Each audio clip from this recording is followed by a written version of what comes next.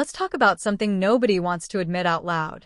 Smart people, the ones who think deeply, see patterns, connect dots, we struggle in areas where other people don't.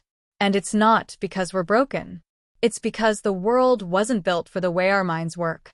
This is Villain Marketing by Narce, where we stop pretending, stop performing, and start telling the truth about how creators, thinkers, and misunderstood geniuses actually operate. Section 1: Overthinking, the silent momentum killer. Let's start with the big one: overthinking. Smart people don't just think, we simulate. We run scenarios, outcomes, consequences, alternate timelines, all before taking a single step. Meanwhile, someone else just jumps in, messes up, learns, and moves on. We're stuck in our heads trying to avoid mistakes that don't even matter. Overthinking is intelligence without direction. It's horsepower with no steering wheel. Section 2: Perfectionism, the enemy of done. When you know what excellent looks like, everything other than that feels like trash. So what do smart people do? We procrastinate. We avoid.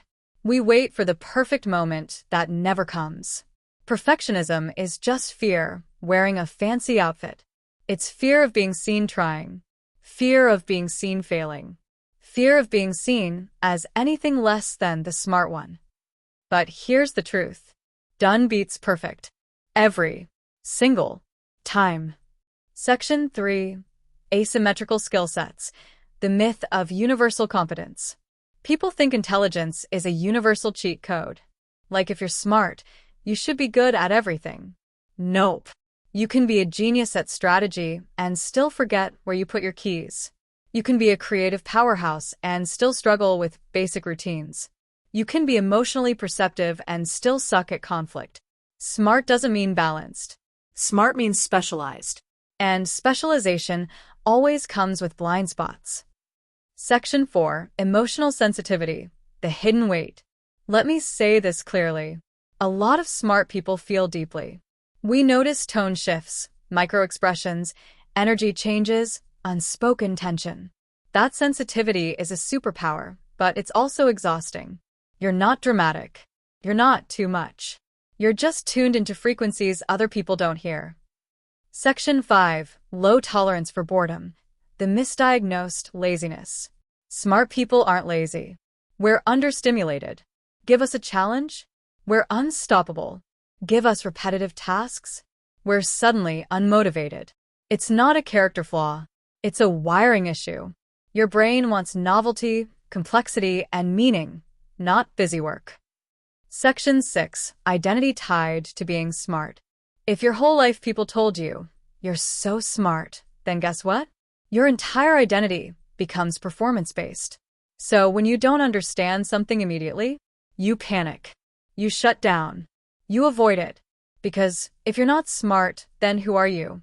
This is why so many intelligent people avoid new skills, not because they can't learn them, but because they can't handle being a beginner. Section 7: Thinking faster than you can communicate. Smart people think in leaps, not steps. We connect ideas instantly, but when we try to explain it, it comes out jumbled, too fast, or too abstract. Then people look at us like we're speaking another language. It's not that we're bad communicators, it's that our thoughts are running miles ahead of our mouths. Section 8: Wrong environment equals wrong version of you. A smart person in the wrong environment will look dysfunctional. Period. Put a creative mind in a rigid system, they'll look chaotic. Put a visionary in a small-minded circle, they'll look too much. Put a big-picture thinker in a micromanaged job, they'll look unmotivated. Your environment can make you look like a genius or a failure. Same person, different soil. Section 9: Awareness, the curse of seeing too much. Smart people see consequences early. We see risks. We see patterns. We see the long-term impact of decisions. And that awareness can feel heavy. Ignorance really is bliss, but once you see the matrix, you can't unsee it. Section 10: When things don't come easy. Here's the plot twist. Smart people often struggle the most when something doesn't come naturally, because we're used to being good at things quickly. So when we hit resistance, we think something's wrong with us. But the truth is, struggle is normal. Effort is normal. Being bad at something before you're good at it is normal. We just never learned that. Closing. The villain era mindset. So, here's the real message. You're not broken. You're not behind. You're not failing at life. You're just operating with a brain that wasn't designed for the default settings of society. And once you understand that, once you stop fighting your wiring and start using it, you become unstoppable. This is Villain Marketing by Narce, where we turn your misunderstood traits into your unfair advantage. If this hit home, share it with someone who needs to hear it.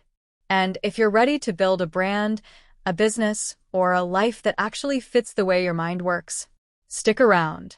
We're just getting started.